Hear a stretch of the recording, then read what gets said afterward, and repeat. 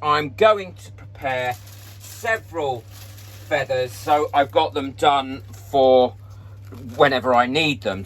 So I had a mat that I ruined, and so what I did was I cut it up into smaller bits, and it's going to be really, really important as well that you have a silicone mat that you're happy to have out of commission for a day or two. What I do is I take a feather, I dunk it in the feather, okay, like so, and then I squeeze the resin out of it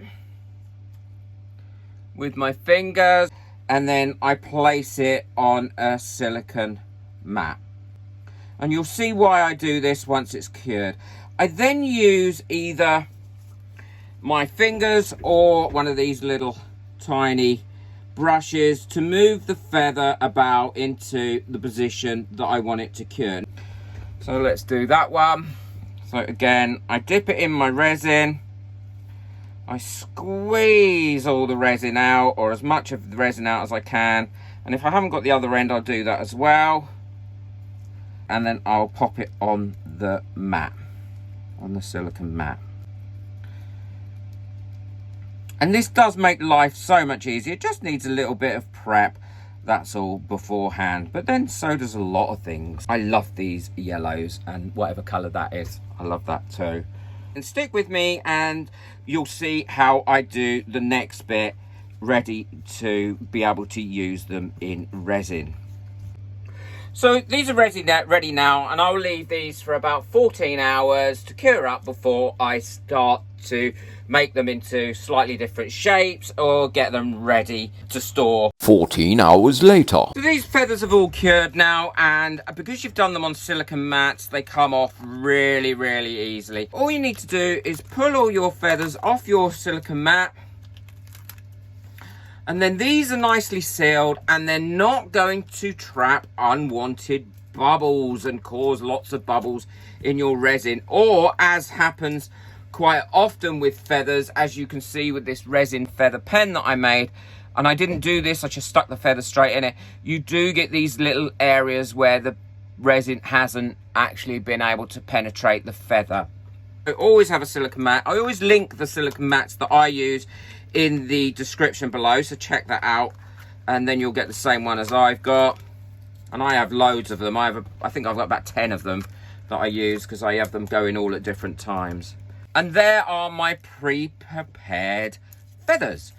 Now, if you've got a feather like this, and because you put it onto a flat surface rather than a shiny surface mat, it doesn't matter, because as soon as you put that in resin, that will shine up. But if you want it to be shiny straight from the first and use it for something else, perhaps a bookmark or something, then what I would suggest is that you make it onto a glossy finished. There's one that I did on a glossy finish, and that's a nice shiny feather. And the great thing about these is, if you want to turn them into bookmarks, you can. And if it's not the shape that you want, it's still thin enough to be able to shape it up with a pair of scissors. Take off any little sharp bits that you don't want. There you go. You've got a nice stabilised, shiny feather. Bob's your uncle, Fanny's your aunt. So let's get on with the project. I've got all my resin mixed up now, and my feathers are ready. So what I'm going to do is I'm just going to pop a bit of resin in the bottom of each one before I do anything else. And that's to ensure that everything is fully covered. There's a hair in it there, that's got to come out. I'm just going to make sure there's no bubbles in the corners or in the edges using this little micro brush. And I use the micro brushes because I know that they're not going to damage the molds whatsoever. And now I'm going to pop my feathers in. So the first ones I'm going to pop in are going to be these. I've decided to do this cube in red and yellow feathers. And as I said, because they're quite thin, they do bend round quite nicely. And you'll see that as well when they finally come out. The other one I'm going to use is I'm going to use a red one. And again, they will bend nice and easily. And I'm just going to pop that in there like so. I'm just now going to fill up. And what I'm going to do is I'm just going to bend this feather up a little bit and then pop this across the top of this one here. Just going to fill that right up to the top and leave that to settle. And with this one, what I want to do is I just want to lay in the feathers like so across it, and I'm going to push them down and run my fingers over them to get rid of any bubbles that are stuck under there from putting that in. Another one there, and a blue one I love. I think these blue ones have come out lovely. Nice light one there. Another red, another blue, another bit of yellow. Oh, that's got a bit of blue on it as well, so that's quite nice. And that should be enough for me now for the feathers, and I'm just going to top this up. What I will do is, look, there's a big bubble there, so you can see it in the resin. So if you just push it down with your fingers, you can get those bubbles out. But make sure you've got gloves on, everybody. I'm fed up seeing people on YouTube videos not using the correct health and safety equipment. I have an extractor fan going on all the time. I wear a mask and I always have gloves on.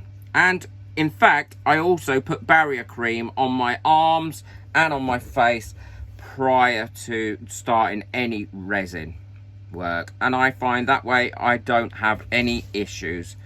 And I know some of these other YouTubers, they produce some great work, but to be honest, all the responsible ones that I watch all use really good protection. I have got a video on making sure that you're safe. I'll link it at the end of this video as well, just in case you're unsure or not certain of what you should be doing.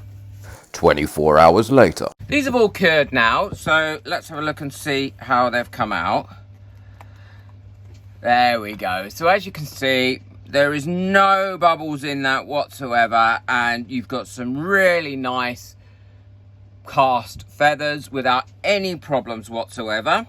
So now let's have a look at the square.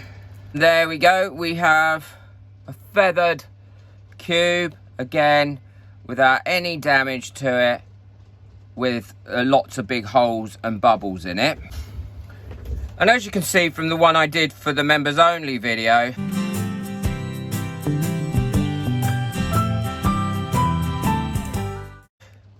it is much neater. There's a big hole there. There's a big hole there. And it's not cast as nice on the base. So, I mean, that's not such a problem because you could dome that as well. But there were gaping holes in it where the resin just didn't fill in. Let me know what you think in the comments, or let me know how you do feathers in your resin work to prevent all the bubbles. Don't forget to hit that subscribe button so you don't miss out on any future videos coming up. And if you'd like to buy me a coffee to say thank you for all my videos and to help support this channel, then the link is in the description below. Enjoy your resin. Take care of yourself. Bye.